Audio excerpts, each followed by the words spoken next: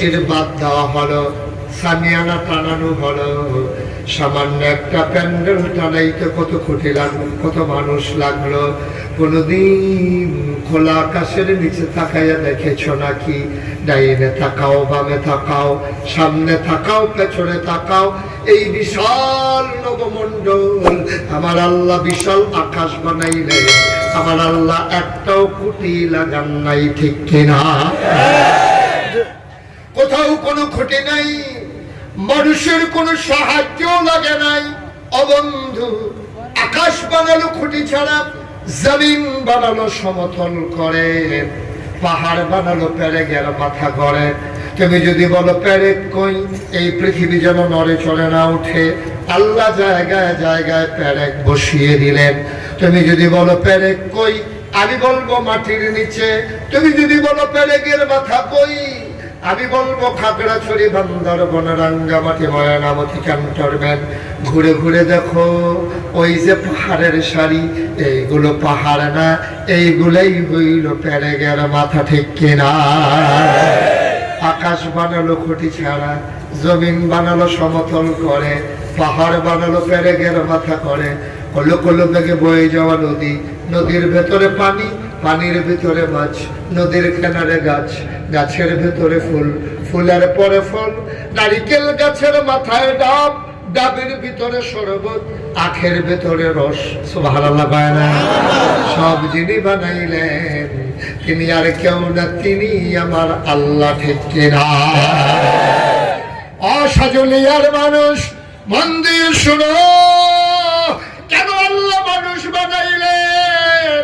কোথাও কোনো মানুষের সাহায্য লাগে নাই, তারপরেও কেন আল্লাহ মানুষ বানাইলেন? আমি আল্লাহর কাছে জানতে চাইলাম, মওলা ও রব্বা করিম, কেন তুমি মানুষ বানিয়েছো? আল্লাহ যেন ডেকে কয়, বান্দারে, ও বান্দা, জানতে চাও মানুষ কেন বানিয়েছি? বাড়িতে যাও, কোরআন খোলো, কোরআন পড়ো, কোরআন বুঝো। আল কোরআনের ভেতরে ১১,০০০ বছর আগে আমি আল্লাহ বলে দিয়েছি আমি কেন মানুষ বানিয়েছি। বলো সুবহানাল্লাহ। আমি কোরআন খুললাম, কোরআন পড়লাম, কোরআন পড়ে পড়ে দেখি ৩০ পারা কোরআন, ১১৪টা সূরা। সবচেয়ে বড় সূরার নাম সূরা বাকারা, ২৮৬ আয়াত, ৪০ রুকু। আমি মাত্র ২ পৃষ্ঠা উল্টালাম। আমি জানতে চাই মাওলা কেন মানুষ বানিয়েছে। ২ পৃষ্ঠা উল্টানোর পরে আমি কাঙ্ক্ষিত প্রশ্নের জবাব পেয়ে গেলাম। আমার আল্লাহ যেন ডেকে ডেকে কয়, বান্দারে, তুমি জানতে চাও মানুষ কেন বানিয়েছি? শুনো শুনো শুনো।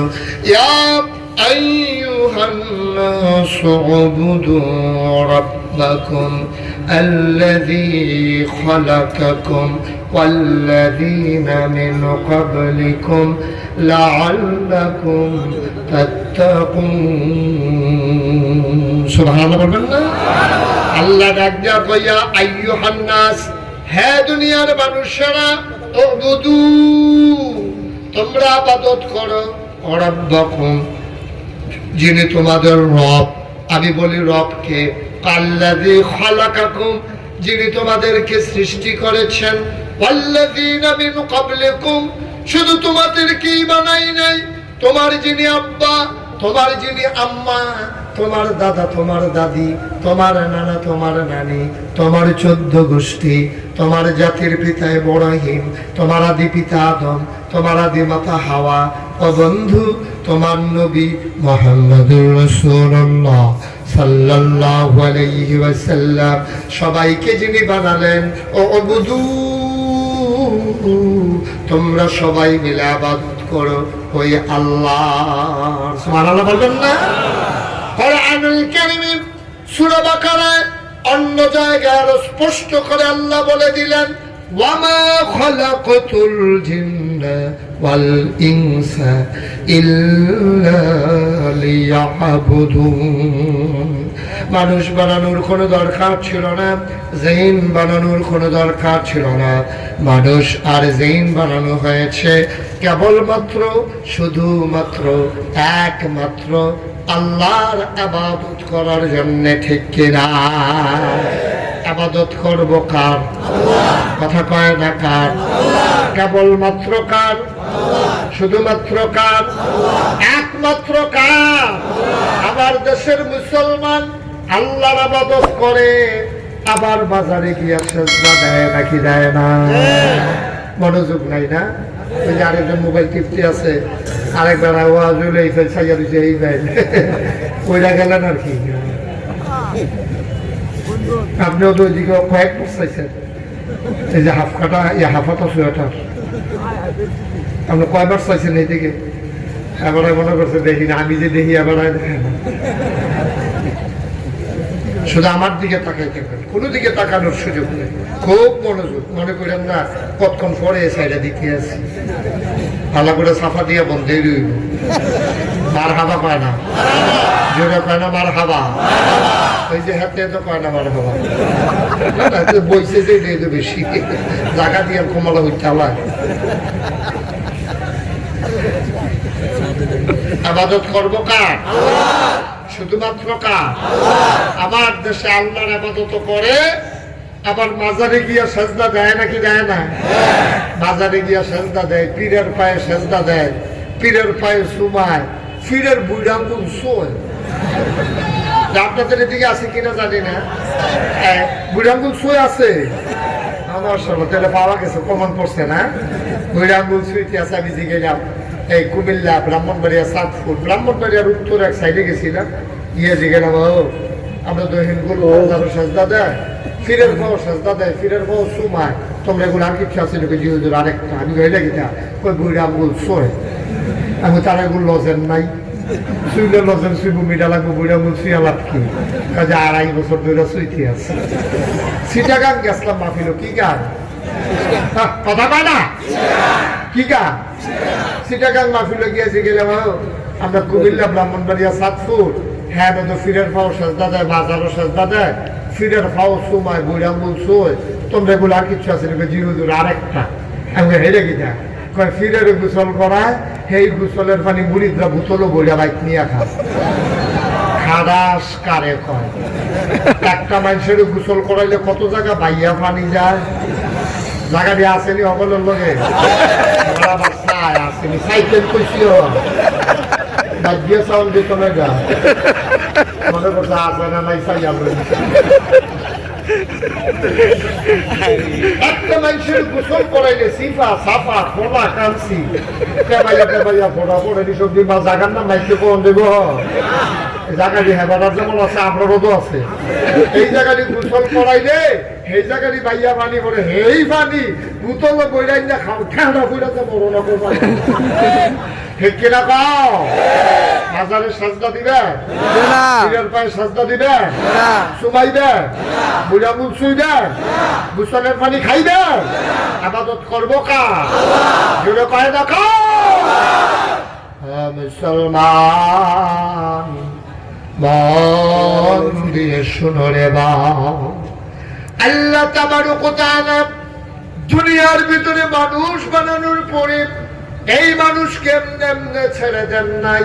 কোন পথে গেলে জান্নাত, কোন পথে গেলে জাহান্নাম, কোন পথে গেলে লাভ আর কোন পথে গেলে লোকসান, কোন পথে ভালো, কোন পথে মন্দ, কোন পথে কল্যাণ, কোন পথে অকল্যাণ, কোন পথে শিরক বিদআত, কোন পথে তাওহীদ রিসালাত, কোন পথে কুফর আর কোন পথে ইসলাম জানানোর জন্য যুগে যুগে মানুষদের মাঝ থেকে যাচাই করে বাছাই করে, করুণা করে, দয়া করে, মায়া করে একদল উত্তম চরিত্রের মানুষ, যাদের জীবনে গুনাহ নাই, গুনাহ হওয়ার সম্ভাবনাও নাই, এমন একদল মানুষকে আমার আল্লাহ আমাদের জন্য নবী এবং রাসূল করে পাঠাইছে। বলো সুবহানাল্লাহ। এক একজন নবীকে আল্লাহ এক একটা উপাধি দিলেন, লকব দিলেন, নিয়ামত দিলেন, এক এক নবীকে এক একটা বৈশিষ্ট্য দিলেন। পর ওই শরীয়তের ভাষায় নবীদেরকে যে অলৌকিক ক্ষমতা দিয়েছেন এটারও কয় মুআজিজা।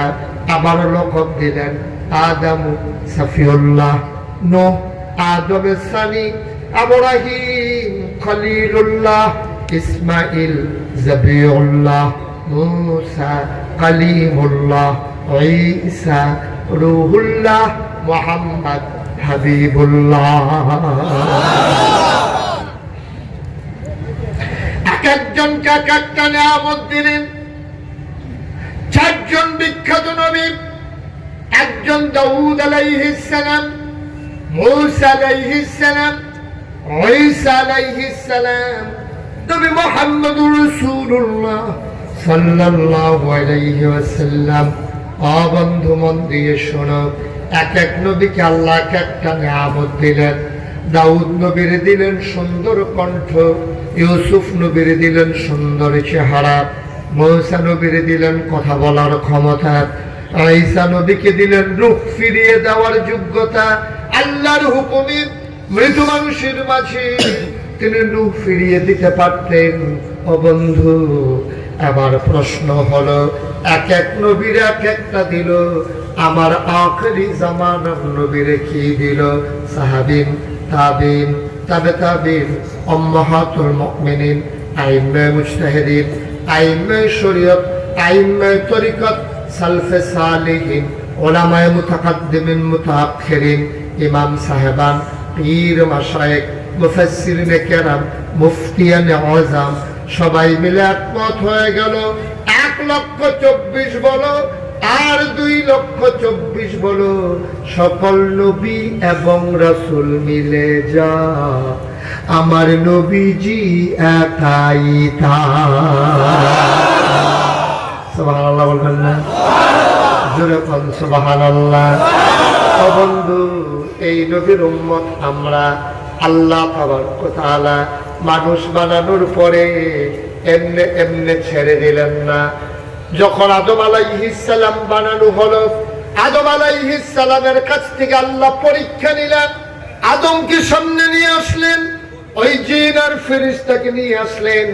আল্লাহ তাবারক ওয়া তাআলা কয়েকটা জিনিস সামনে দিয়ে দিলেন। জানতে চাইলেন কোন জিনিসটার কি নাম। ফেরেশতা পারে না, জিন পারে না, পেরে গেল আমার আদম, ঠিক কিনা? আদম আলাইহিস সালামকে যখন সামনে আনা হলো, বানানো হলো, এখন জাত হয়ে গেল 3টা। এর আগে ছিল ফেরেশতা, জিন, এখন আদম। হয়ে গেছে কয় জাত? ঘুমাই গেছেন আপনারা? হয়ে গেছে কয় জাত? আদম, জিন, আদম, জিন, ফেরেশতা, 3 জাত।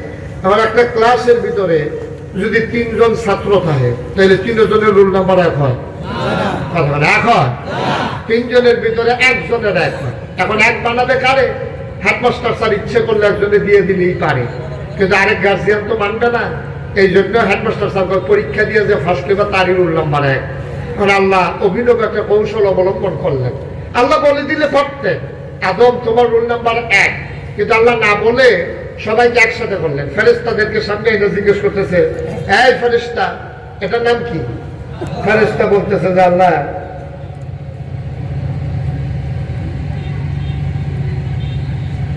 জিজ্ঞেস করলেন বলে আল্লাহ এটার নাম তো আমি জানি না, আমাদেরকে কোনোদিন শিখান নাই। আল্লাহ বলল ঠিক আছে, রেখে দেওয়া হলো। আবার জিজ্ঞেস করলো এটার কি নাম? কয়ে আল্লাহ এটা তো জীবনে দেখিই নেই। কয়ে এটার নাম? কয়ে এটাও আমরা জানি না আল্লাহ। এখন ফেরেশতারা পারে নাই। আবার যখন জিনদেরকে জিজ্ঞেস করছে যে জিন এটার নাম কি? আল্লাহ ফেরেশতার যেই মত আমরারও এই মত। আচ্ছা ঠিক আছে, এটা ওই হেডে আর এটা কই নেই। আবার আদমকে ডাকে, আদম আদম এটার নাম কি? তাহলে এটার নাম গ্লাস, এটা দিয়া পানি খায় মানুষ। সুবহানাল্লাহ বলবেন না? আর এটার নাম কি? তাহলে এটা টিস্যু বক্স। এখন তোর গামছা নাই, এখন জাফতের ভিতরেও টিস্যু দেয়। আর এটার নাম কি? আল্লাহ এটার নাম হইলো মাইক। এখন দিয়া কইবা আসতে হেগুল দিয়া বাড়ি জুড়ে, এটার নাম হইলো মাইক। এখন পারলো কি জিন ফেরেশতা না আদম? পারুন্নার দাম বেশি না না পারুন্নার দাম বেশি? পারছে কি জিনে ফেরেশতা না আদমে? আল্লাহ কয় কুল হাল ইয়াস্তাবিল্লাযীনা ইয়ালামুনা ওয়াল্লাযীনা লা ইয়ালামুন। হে নবী আপনি বলে দেন, যারা জানে যারা জানে না 2 দল কি সমান? আল্লাহ তাবারক ওয়া তাআলা বলে দিলেন 2 দল সমান হতে পারে না। জামিনার দাম বেশি। আদম জানে ফেললেন। আল্লাহ ডাক দিয়া কয়, ও জিন, ও আদম, জানরা, ও জিন, ও ফেরেশতা, জানলো আদম, আদম রে তুই তো পরীক্ষায় পাশ করে ফেলছো, তোমার একটা সার্টিফিকেট দেওয়া দরকার। আল্লাহ রাব্বুল আলামিন যখন বললেন আদম সার্টিফিকেট লাগবে না, আপনি খুশি হইলেই আমি খুশি। আল্লাহ কয় খুশি হইয়া তোমার সার্টিফিকেট দিলাম, তোমার উপাধি দিয়ে দিলাম আশরাফুল মাখলুকাত। বলো সুবহানাল্লাহ। আমরা আশরাফুল মাখলুকাত এমনি এমনি হই নাই, পরীক্ষা দিয়া পাস কইরা আমাদের আব্বা আদম আলাইহিস সালাম আশরাফুল মাখলুকাত হয়েছেন। ঠিক কিনা বলেন? আল্লাহ তাবারক ওয়া তাআলা মানুষ যখন পাঠালেন দুনিয়াতে, নবী রাসূলরা দ্বীনের দাওয়াত দেওয়া শুরু করলেন। আল্লাহর নবী যখন দাওয়াত দিলেন, মানুষগুলো হয়ে গেল দুই ভাগ। কয় ভাগ?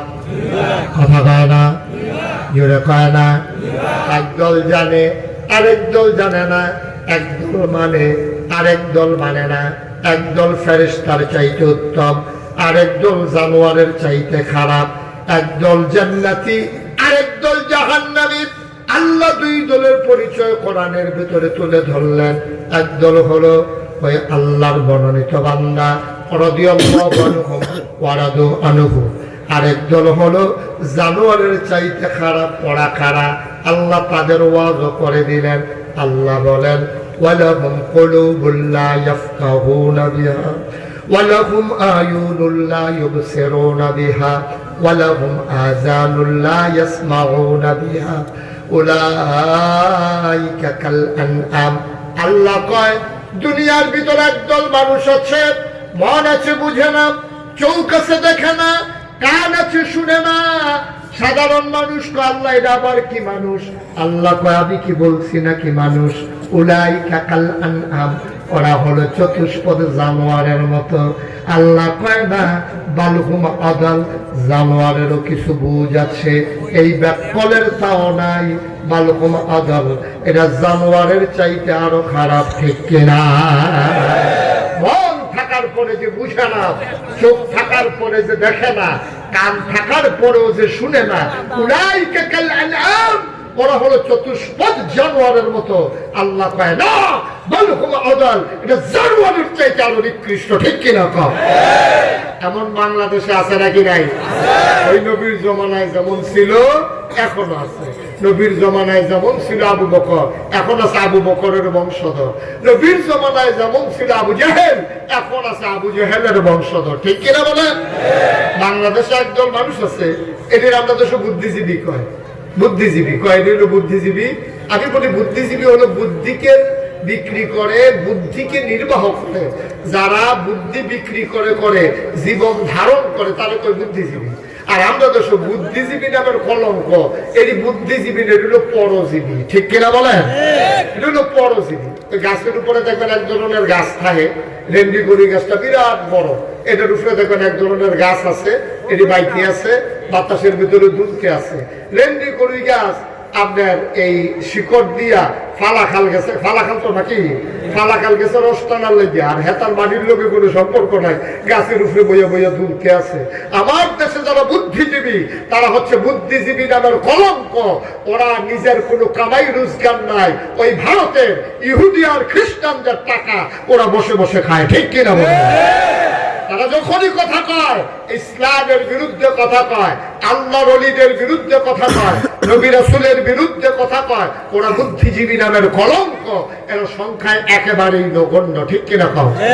আপনি তো সব খেয়াল করেন না, আপনি আবার অনেক কিছু খেয়াল করেন লাগে, যেদিন আপনাদের বুদ্ধি